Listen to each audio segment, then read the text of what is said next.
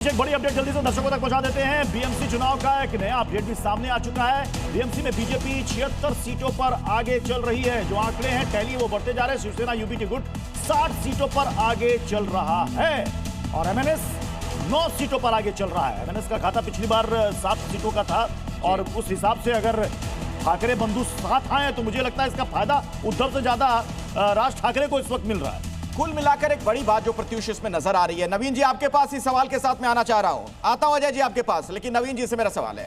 एक बड़ी खबर आ गई और दर्शकों को बता दें, फिर आता हूं आप लोगों के पास।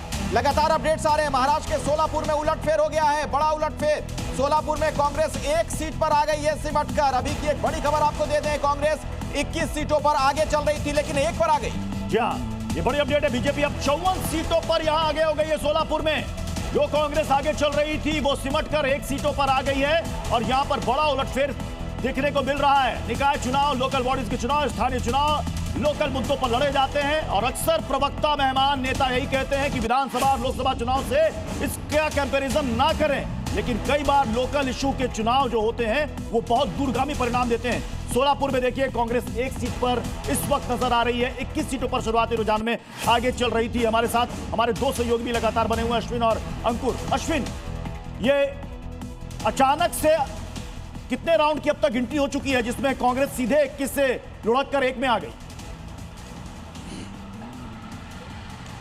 जी देखिए, लगातार जो है यहाँ पर आंकड़े बदल रहे हैं। खासतौर पे जो शुरुआत में 2-2 वार्ड करके काउंटिंग शुरू हुई है, जो अलग अलग काउंटिंग सेंटर बनाए गए हैं, उसी की तर्ज पर ये जो आंकड़े हैं, जब मतपेटियाँ खुल रही हैं तो नंबर्स काफ़ी चेंजेस हो। और जैसा कि कुछ देर पहले आप कह रहे थे कि बहुत कम मार्जिन से भी कई जगह पर जो है चुनाव खासतौर पे स्थानीय निकाय में लोग जीतते हैं।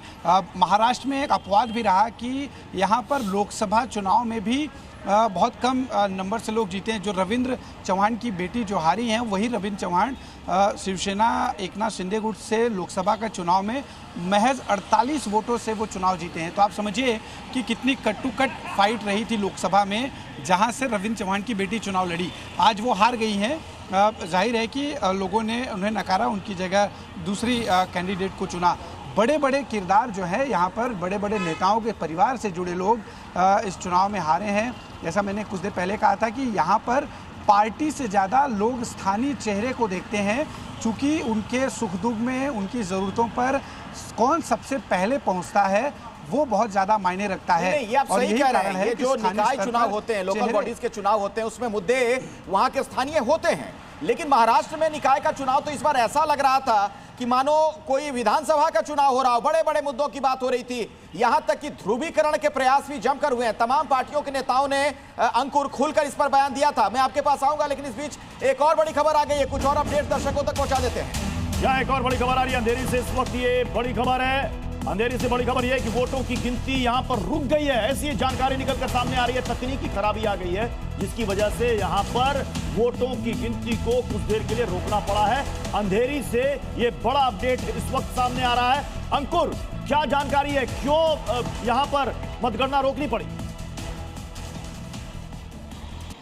देखिए, फिलहाल जो शुरुआती जानकारी हमें जो मिल रही है, वहाँ पे मतगणना रोकी गई है। वजह क्या है अभी तक ये क्लियर नहीं हो पाया है कि उसमें मशीन में दिक्कत है या किसी तरह का कोई सिस्टम में प्रॉब्लम हुई है। लेकिन यकीनन तौर पर ये एक चीज़ अभी निकल कर आई है जिसको लेकर अभी जो कलेक्टर हैं उनको भी ये सूचना दी गई है और जिसको सॉल्यूशन के लिए आगे वहाँ पर उन्होंने टीम को भेजा हुआ है।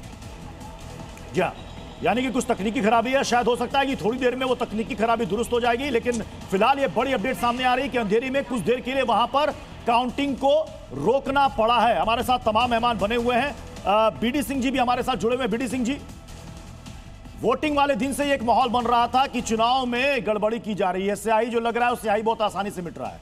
तो अगर मान लीजिए विपक्षी गठबंधन की हार होती है, खासतौर पर अगर बीएमसी की बात करें, तो फिर तो सारा नैरेटिव दूसरी तरफ चला जाएगा कि धांधली से आपने चुनाव जीता है। और राहुल गांधी ने आज सुबह सुबह वो बयान दे भी दिया, एक बार फिर से वो मुद्दा याद दिला दिया स्याही वाला उन्होंने।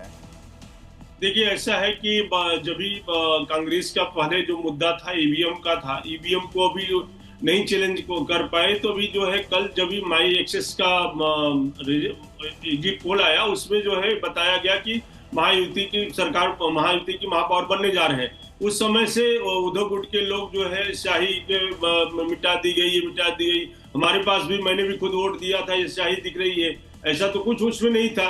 लेकिन इसमें ऐसा है, मैं आपको बता दूं कि जो है, जैसा भी मैं स्टेटस सुन रहा था कि मुंबई को बचाने के लिए राज ठाकरे और उद्धव ठाकरे आए थे, ऐसा नहीं है। वो खुद को बचाने के लिए, खुद को, क्योंकि बीएमसी उनकी एक खेती थी, जिस तरह से वो लोग चला रहे थे, यहाँ सॉलिड मैनेजमेंट का इशू था और काफी रोड का प्रॉब्लम था, तो वो दोनों भाई इसलिए आए थे कि हमारी खुद की जो खेती चलती रहे, उनको मुंबई से कोई नहीं मतलब है। बीएमसी का जो बजट होता है वो बहुत बड़ा आकर्षण होता है। हर किसी को पता है कि बीएमसी का बजट कई छोटे राज्यों के बजट से ज्यादा है।